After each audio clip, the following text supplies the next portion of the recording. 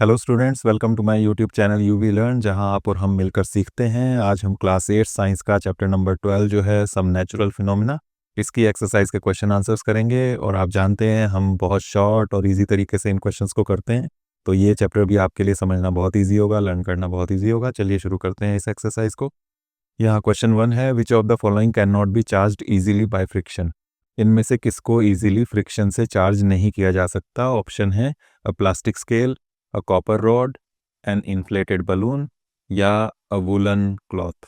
तो आपने कभी ना कभी ट्राई किया होगा कि अगर हम प्लास्टिक का स्केल लें, बालों में रगड़ें उसको और छोटे छोटे कागज़ के टुकड़ों के पास लेकर जाएं, तो कागज़ के टुकड़े अट्रैक्ट हो जाते हैं स्केल की तरफ।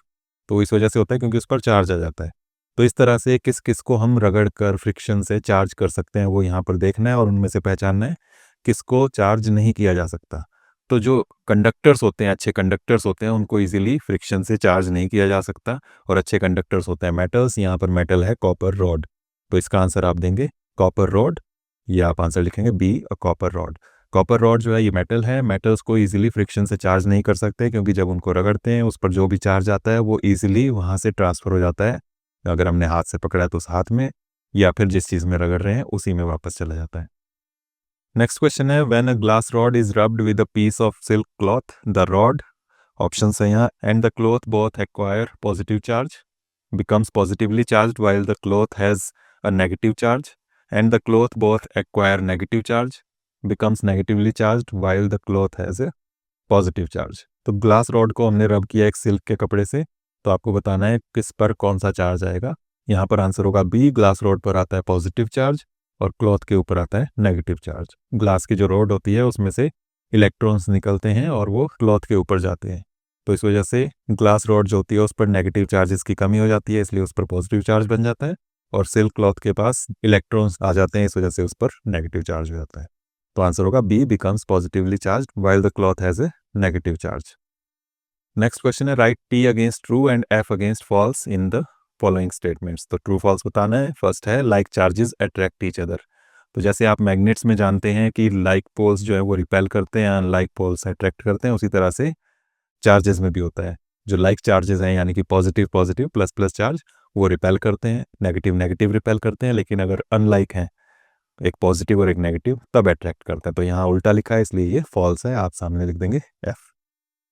नेक्स्ट, अ चार्ज्ड ग्लास रॉड अट्रैक्ट अ चार्ज्ड प्लास्टिक स्ट्रॉ। तो चार्ज्ड ग्लास रॉड जो है उस पर हमने पीछे भी देखा कि पॉजिटिव चार्ज आता है, और प्लास्टिक स्ट्रॉ जो होती है उस पर नेगेटिव चार्ज आता है। तो दोनों अनलाइक चार्जेस हो गए, तो इसलिए अट्रैक्ट करेंगे, वही यहाँ पर लिखा है, इसलिए ये हो गया ट्रू। नेक्स्ट है, lightning conductor can not protect a building from lightning. तो लाइटनिंग जो होती है, जो आसमान से बिजली गिरती है, उससे बचाने के लिए बिल्डिंग्स में लाइटनिंग कंडक्टर यूज़ करते हैं। वो क्या होता है, बिल्डिंग्स के ऊपर मेटल की रॉड्स लगी होती हैं जो लाइटनिंग को अट्रैक्ट करती हैं, और वो कनेक्ट होती हैं डायरेक्ट ग्राउंड से, ज़मीन से, वायर्स की हेल्प से। तो जो भी लाइटनिंग होगी वो उन रॉड्स की तरफ अट्रैक्ट होगी और ज़मीन में चली जाएगी, बिल्डिंग बच जाएगी नुकसान से। तो यहाँ उल्टा लिखा है कि उनसे कोई प्रोटेक्शन नहीं होती, इसलिए ये फॉल्स है। नेक्स्ट है, earthquakes can be predicted in advance. Earthquakes की हम पहले से भविष्यवाणी कर सकते हैं, पहले से प्रिडिक्ट कर सकते हैं। तो आप जानते हैं ऐसा नहीं है पॉसिबल। अर्थक्वेक्स हम नहीं बता सकते कब होने वाला है, कहाँ होने वाला है, और उसकी इंटेंसिटी कितनी होगी, कितना जोर का झटका होगा, तो इसलिए ये फॉल्स है। इसके बाद नेक्स्ट क्वेश्चन है, sometimes a crackling sound is heard while taking of a sweater during winters, explain. तो विंटर्स में जब आप स्वेटर्स उतारते हैं तो उस टाइम क्रैकलिंग साउंड, चट चट की आवाज़ आती है, वो क्यों आती है, वो आपसे पूछा है, उसके एक्सप्लेनेशन देनी है। तो आंसर होगा, the sweater is in a charged state due to the friction with our inner clothes. तो हमने जो अंदर कपड़े पहने होते हैं उसके साथ फ्रिक्शन होता है बाहर स्वेटर का, और उस वजह से उसमें चार्ज होता है। When we take it off, the charge present in it gets discharged due to which a crackling sound is heard. तो क्योंकि चार्ज है, जब हम उसको उतारते हैं तो हमारी बॉडी से, हमारी स्किन से कांटेक्ट में आता है वो, और जब स्किन से कांटेक्ट होता है तो वो डिस्चार्ज हो जाता है, क्योंकि हमारी बॉडी जो है एक अच्छा कंडक्टर है। और जब भी एनर्जी रिलीज़ होगी, क्योंकि चार्ज के अंदर एनर्जी थी, जो एनर्जी रिलीज़ हो रही है, एनर्जी जब रिलीज़ होती है तो साउंड या लाइट निकलती है, तो उस वजह से ये क्रैकलिंग साउंड आती है। आपने देखा होगा विंटर्स में जब आप ब्लैंकेट के अंदर होते हैं, कंबल के अंदर होते हैं, तो कंबल में भी अगर आप हाथ फेरें फ्रिक्शन से, उसमें भी डिस्चार्ज होता है, और उसमें भी इसी तरह से क्रैकलिंग साउंड आती है, और साथ में स्पार्क्स भी निकलती हैं, तो वो भी इसी वजह से होता है। इसके बाद नेक्स्ट क्वेश्चन है, explain why a charge body loses its charge if we touch it with our hand. तो जब हम अपने हाथ से छूते हैं किसी चार्ज बॉडी को तो उसका चार्ज लूज हो जाता है, निकल जाता है वहाँ से। क्यों, उसका आंसर देना है। तो आंसर है our body is a good conductor of electricity. जैसा हमने पहले ही बात की, आप कभी भी इलेक्ट्रिक वायर्स को टच करें, बिजली के तार को छुएं तो आपको करंट लग सकता है, आप जानते हैं। वो इस वजह से क्योंकि हमारी बॉडी इलेक्ट्रिसिटी की अच्छी कंडक्टर है। When we touch a charged object with our hand, the charge present in it passes through our body to the earth, due to which the object loses its charge. तो जब हम अपने हाथ से किसी चार्ज्ड ऑब्जेक्ट को touch करते हैं तो हमारी बॉडी से होते हुए वो चार्ज अर्थ में चला जाता है और उस वजह से उसका चार्ज खत्म हो जाता है, लूज हो जाता है। ये आप यहाँ पर आंसर देंगे। Next question, name the scale on which the destructive energy of an earthquake is measured. An earthquake measures 3 on this scale. Would it be recorded by a seismograph? Is it likely to cause much damage? तो यहाँ पर 3 questions हैं। Destructive energy जो होती है earthquake की, उसको नापते किस स्केल में, पहले ये पूछा है।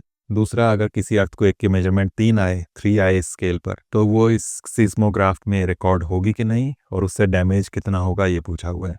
तो आंसर इस तरह से बनेगा, the destructive energy of an earthquake is measured on the Richter scale. तो जो स्केल यूज होता है इसके लिए, मेजरमेंट के लिए, उसका नाम है रिक्टर स्केल। और उसके बाद आगे का part, an earthquake measuring 3 on this scale would be recorded by a seismograph but is not likely to cause much damage। तो कोई अर्थक्वेक जिसकी इंटेंसिटी 3 है इस स्केल पर, उसे सिस्मोग्राफ से हम नाप तो सकते हैं, रिकॉर्ड तो होगा उसमें, लेकिन उससे ज़्यादा डैमेज नहीं होगा। रिक्टर स्केल जो है वो 0 से 10 तक चलता है। इसमें 0 से 3 तक जो है बहुत माइनर जो अर्थक्वेक्स होते हैं वो आते हैं। 3 से 5 तक मीडियम से, 5 से 8 तक बहुत ज़्यादा इंटेंसिटी वाले, और 8 से ज़्यादा हो तो बहुत ज़्यादा डैमेज होता है। तो इस तरह से ये स्केल होता है। सीस्मोग्राफ वो इंस्ट्रूमेंट है जिसमें ये वाइब्रेशंस जो होती हैं अर्थक्वेक की वो रिकॉर्ड होती हैं ग्राफ पेपर के ऊपर। तो वो सीस्मोग्राफ के ऊपर रिकॉर्ड तो हो जाएगा अर्थक्वेक 3 इंटेंसिटी वाला, लेकिन उससे ज़्यादा डैमेज नहीं होगा। नेक्स्ट क्वेश्चन है, suggest 3 measures to protect ourselves from lightning. तो लाइटनिंग, बिजली गिर रही हो आसमान से, तो उस वक्त आप खुद को कैसे बचाएंगे, इसके 3 आपसे मेजर्स पूछे हैं। Answer, measures to protect ourselves from lightning. First, stay indoors और इन अ कवर्ड प्लेस। तो हमेशा घर के अंदर रहें या किसी कवर्ड जगह पर रहें ताकि लाइटनिंग आपके ऊपर डायरेक्टली ना गिरे। Second, do not use corded phone during lightning. तो तार वाला फ़ोन जो होता है, लैंडलाइन फ़ोन जो होता है, वो आपको लाइटनिंग के टाइम यूज़ नहीं करना है क्योंकि वायर से भी करंट आ सकता है। Third, do not take a bath during lightning. Lightning के टाइम नहाने से भी बचें क्योंकि बेदिंग के टाइम भी वाटर में वो चार्ज आ सकता है जिससे बहुत तेज़ शॉक लग सकता है, डेथ हो सकती है। नेक्स्ट क्वेश्चन है, why a charged balloon is repelled by another charged balloon whereas an uncharged balloon is attracted by another charged balloon. तो जब 2 चार्ज्ड बलून हैं उनको पास पास लाया जाता है तो वो रिपेल होते हैं, जबकि एक चार्ज के साथ एक अनचार्ज्ड बलून यूज़ किया जाए तो वो अट्रैक्ट होते हैं। इसका रीज़न पूछा है। तो आंसर देंगे, we know that like charges repel each other while unlike charges attract each other. ये हम पहले भी जान चुके हैं कि लाइक चार्जेस जो होते हैं एक दूसरे को रिपेल करते हैं, अनलाइक चार्जेस अट्रैक्ट करते हैं। तो ये इसका रीज़न है। कैसे, अब आप नीचे बताएंगे इसका। 2 charged balloons have like charges so they repel each other. जब 2 चार्ज्ड बलून्स हम लेते हैं तो उनमें दोनों में लाइक चार्जेस होते हैं, इस वजह से वो रिपेल करते हैं। और दूसरा, whereas the charged balloon induces unlike charge in the uncharged balloon so they attract each other. और जब एक चार्ज बलून को अनचार्ज बलून के पास लाते हैं तो उस चार्ज बलून की वजह से अनचार्ज बलून पर भी चार्ज आ जाता है, लेकिन वो आता है अनलाइक चार्ज। अगर बलून में पॉजिटिव चार्ज था तो बिना चार्ज वाले बलून पर जब पास लाएंगे उसको तो नेगेटिव चार्ज आ जाता है। इस वजह से अनलाइक चार्ज हो जाते हैं और उस वजह से वो एक दूसरे को अट्रैक्ट करते हैं। नेक्स्ट क्वेश्चन है, describe with the help of a diagram an instrument which can be use to detect a charged body. तो कोई बॉडी चार्ज्ड है कि नहीं उसको कैसे डिटेक्ट करें, उसके लिए कौन सा इंस्ट्रूमेंट यूज़ होता है, उसको एक्सप्लेन करना है डायग्राम की हेल्प से। आंसर आप देंगे, the instrument used to detect a charged body is called an electroscope. तो इंस्ट्रूमेंट का नाम है इलेक्ट्रोस्कोप, जिससे हम पता लगाते हैं कि कोई बॉडी चार्ज्ड है या नहीं। उसका डायग्राम आप ये दे सकते हैं। ये एक सिंपल इलेक्ट्रोस्कोप है। एक्चुअल इलेक्ट्रोस्कोप जो यूज़ होता है लैब्स में वो कॉम्प्लिकेटेड होता है, उसका एक सिंप्लीफाइड वर्जन है। ये आप बना भी सकते हैं घर में। इसमें आप देख सकते हैं एक जार लिया है, जार के ऊपर एक पिन यूज़ की है, पिन से 2 एल्यूमिनियम फॉयल या कोई मेटल की पतली फॉइल्स लटका दी हैं।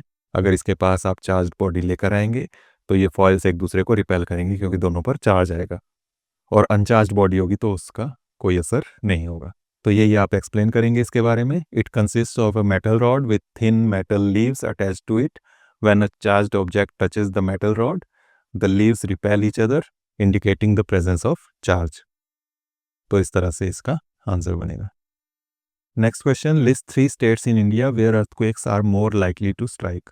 तो इंडिया में कौन कौन से 3 स्टेट्स हैं जहां पर ज़्यादा चांस हैं अर्थक्वेक्स के, वो आपको बताना है। तो आंसर में आप दे सकते हैं राजस्थान, गुजरात, आसाम। इसके अलावा नॉर्थ के स्टेट्स हैं Jammu and Kashmir, Himachal Pradesh. North east के स्टेट्स हैं अरुणाचल प्रदेश, मेघालय, सिक्किम। उनमें भी अर्थक्वेक्स के चांस ज़्यादा हैं, क्योंकि ये जो एरिया है यहाँ पर इंडियन प्लेट और यूरेशियन प्लेट जो है ज़मीन के अंदर, वो आपस में मिलती हैं और उनमें जब आपस में फ्रिक्शन होता है उसी वजह से ये अर्थक्वेक्स आते हैं। तो यहाँ पर ज़्यादा चांसेस हैं अर्थक्वेक्स के। नेक्स्ट क्वेश्चन है, suppose you are outside your home and an earthquake strikes, what precaution would you take to protect yourself.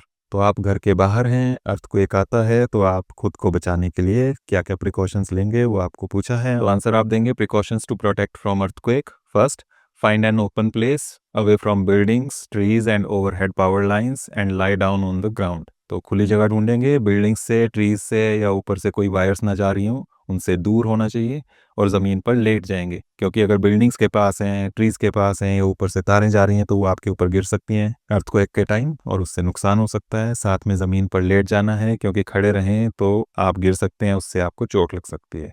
Second, if you are sitting in a vehicle, do not get out and ask the driver to take the vehicle to an open place. तो अगर आप किसी vehicle में हैं, गाड़ी में हैं, तो आप ड्राइवर से कहें कि खुली जगह पर चले जाएं, क्योंकि गाड़ी के अंदर आप ज़्यादा सेफ हैं, बाहर जाएंगे तो आपको चोट का खतरा ज़्यादा रहेगा।